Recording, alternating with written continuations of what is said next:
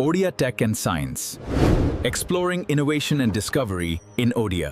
नमस्कार wind turbine बा पवन चकी यार धारणा तो बहुत पुराणा किंतु आजिकालीर जो विशाल टर्बाइन गुड़ी को आमे देखुचे सेगुड़ी को टेक्नोलोजी रो एक चमत्कार नमूना तेबे आसंतु जानिबा एहा भितरे प्रकृतरे कोन सबु घटे। आमे समस्ते एगुड़ी को देखिचे बड़ बड़ पहाड़ उपरे किंबा खोला पड़ियारे धीरे धीरे घुरुथिबार किंतु केबे मनरे प्रश्न आसीछि एई साधारण देखा जाउथिबा घूर्णनरु आम घर पई बिजुली केमिति तयारी हुए। चलंतु एहारी भितरकू जाई पूरा प्रक्रिया को बुझिबा। सबुकिछिर आरंभ हुए सही तीनोटी विशाल ब्लेड रु। एगुड़िकू देखिबाकू साधारण पंखा परि लागिपारे किंतु एहारे डिजाइन पछरे बहुत गभीर विज्ञान लुचि रहिछि। एही जेउ विशेष आकृतिटी आपण देखुचंती एहाकू कुहा जाय एयरफॉयल, ठीक गोटे एरोप्लेन नो डेणा परी। एही छोटो डिजाइनटी ही पूरा विंड टर्बाइन रो मूलदुआ, एहा बिना सबुकिछि अचल। तेबे मजार कथा हेउछि पवन ब्लेड को सीधा सड़क ठेली घुराए नाही बरं एही एयरफॉयल आकृति जोगु ब्लेड रो ऊपर पटे पवन अधिक बेगरे और तळ पटे कम बेगरे जाए और एही बेगर तारतम्य ही एक लिफ्ट फोर्स बा उत्तोलन बल तयारी करे जहा ब्लेड को घुराई थाए। एही तुलनाटी बहुत सटीक। भाबंतु ब्लेड तो निजे भी घुरुछि और पवन भी बहुछि, तेणु ब्लेड पाई पवनर दिग सबु बेले बदलु थाए। एहाकू ही आपेक्षिक पवन कुहा जाए और ब्लेड रो प्रत्येक अंश एही आपेक्षिक पवन को अलगा अलगा भावे अनुभव करे। अब एथिपाई ही ब्लेड गुड़िक पूरा सीधा न होई मूलरू अग्र पर्यंत टिके मोड़ी होई रही थाए, कारण मूल अंश धीरे घुरे किंतु अग्रभाग बहुत द्रुत गतिरे घुरे। एही ट्विस्ट बा मोड़ी होइथिबा डिजाइन सुनिश्चित करे जे ब्लेड रो प्रतिटी अंश पवन को सठिक कोणरे भेटुछि, जहा फलरे सर्वाधिक शक्ति मिली पारिबो। अच्छा ठीक अछि, एबे तो ब्लेड घुरिबा आरंभ करिदेला किंतु एही घूर्णनरु विद्युत केमती तयारी हबो। एथिपाई आमको टर्बाइन रो सेही ऊपर बाक्स भली अंश जाकू नासेल कुआ जाए ता भितर को जीवा को पड़िबो। एइठी गोटे बड़ इंजीनियरिंग चैलेंज आसुछि। एते बड़ बड़ ब्लेड गुड़िक जेते शक्तिशाली भावे घुरिले भी सेमानंकर गति बहुत धीर आउ एते कम आरपीएम रे कोनोसी जेनेरेटर चलाई विद्युत उत्पादन करिबा प्राय असंभव। तेबे एहार समाधान कोन? समाधान हेउछि गोटे चतुर मेकानिज्म, गियर बॉक्स।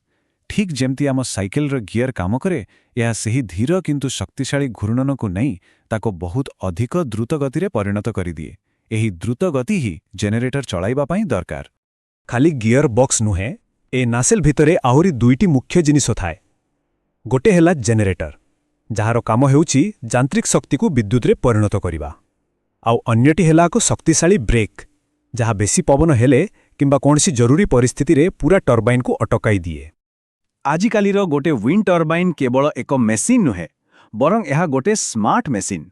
एहा निजर परिवेश को बुझिपारे एवं सही अनुसारे निजको एडजस्ट मध्य करिपारे।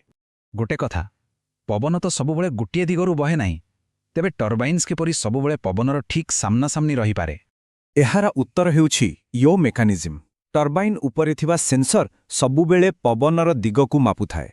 जेमिति ही दिग बदले सेही सेंसर संकेत दिए एवं टावर उपरे थिबा मोटर गुड़िक पूरा नासेल माने टर्बाइन रो मुंडटाकू धीरे धीरे घुराई पवन आड़कू कर दियंती। खाली दिग नुहे, पवनर गति बा स्पीड भी तो कम बेसी हुए।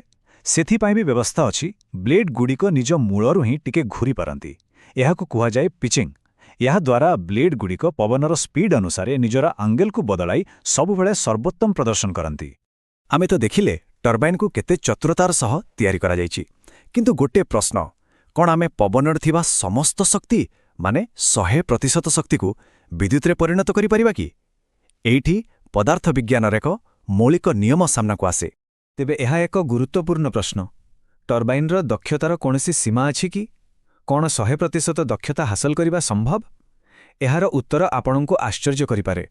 टिके भाबंतु, जदि गोटे टर्बाइन पवन रु 100% शक्ति काढिने ताहाले टर्बाइन पार हेबा परे पवनर गति कोन हेबो?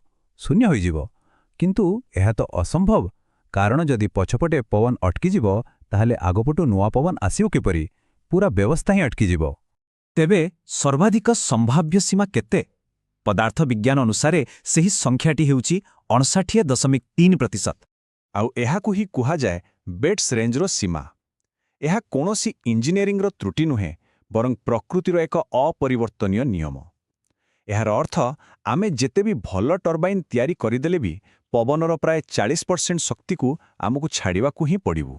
ତେବେ ଯଦି ଦକ୍ଷତାର ସୀମା ପ୍ରାୟ ସ୍ଥିର, ତାହେଲେ ଭବିଷ୍ୟତରେ ଇଞ୍ଜିନିୟରମାନେ କେଉଁ ଦିଗରେ କାମ କରିବେ? ଅଧିକ ବଡ଼ ଟର୍ବାଇନ୍ ତିଆରି କରିବେ? ସମୁଦ୍ରରେ ଭାସମାନ ଟର୍ବାଇନ୍ ଲଗାଇବେ? ଏହା ଏକ ଏମିତି ପ୍ରଶ୍ନ ଯାହା ଆଗାମୀ ଦିନରେ ଏହି ଟେକ୍ନୋଲୋଜିର ଦିଗ ନିର୍ଣ୍ଣୟ କରିବ।